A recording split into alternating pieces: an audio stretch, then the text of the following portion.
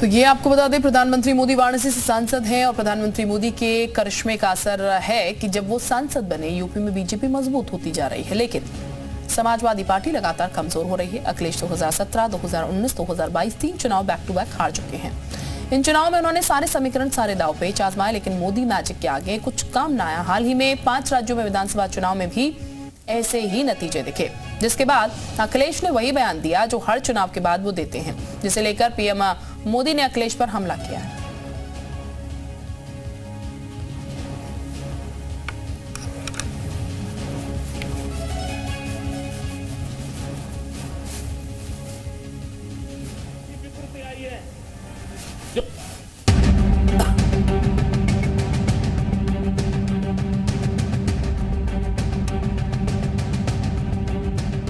आज मेरे देश के लोकतंत्र में एक ऐसी विकृति आई है जो कभी भारत के लोकतंत्र को मजबूती नहीं दे सकती। और वो क्या है बीमारी?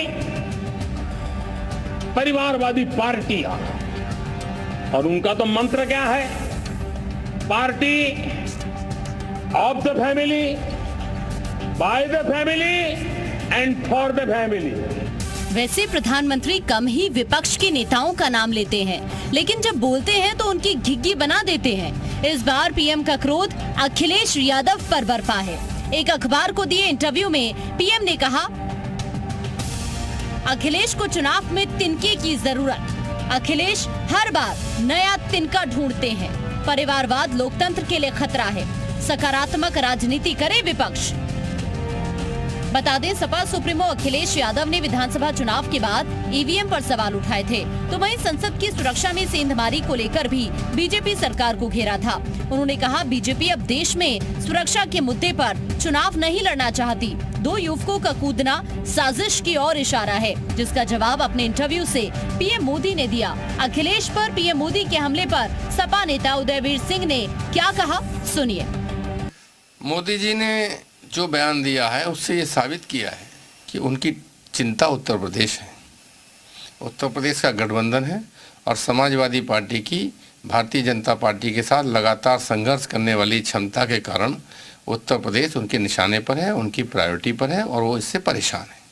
हम लोगों को सतर्क, सावधान और पूरे मनोयोग से अपना काम करते रहना चाहिए। बता दें कि इन दिनों समाजवादी पार्टी अपनी नीतियों को जनता से साझा करने के अलावा अपने कार्यकर्ताओं को बीजेपी से सतर्क रहने के लिए ताकीद करती रहती है। बीजेपी का कहना है, सपा को हार का डर सता रहा है। जो भी चुनाव हो रहे हैं उसमें भारतीय जनता पार्टी जीतती जा रही है। अभी तक तो लोग मोदी जी की लहर को देखे हैं। 2024 में सुनामी बहेगी। आज सुनामी में एक भी सीट दूसरे को नहीं मिलने वाली है। उत्तर प्रदेश के बारे में तो मैं कह सकता हूँ कि 80 की 80 सीटें भारतीय जनता पार्टी को मिलेंगी। मोदी से पार पाने के लिए विपक्ष लगातार कोशिश कर रहा है। एकजुट होकर इंडिया गठबंधन बनाया, लेकिन अब तक हासिल कुछ नहीं हो सका है, बल्कि विपक्ष में अब तक एकता तक नहीं आई है। ऐसे में माना जा रहा है कि विपक्ष हार पर हार से छटपटा रहा है, बिन सिर पैर के मुद्दे खड़े कर रहा है। ब्यूरो रिपोर्ट, जी मीडिया।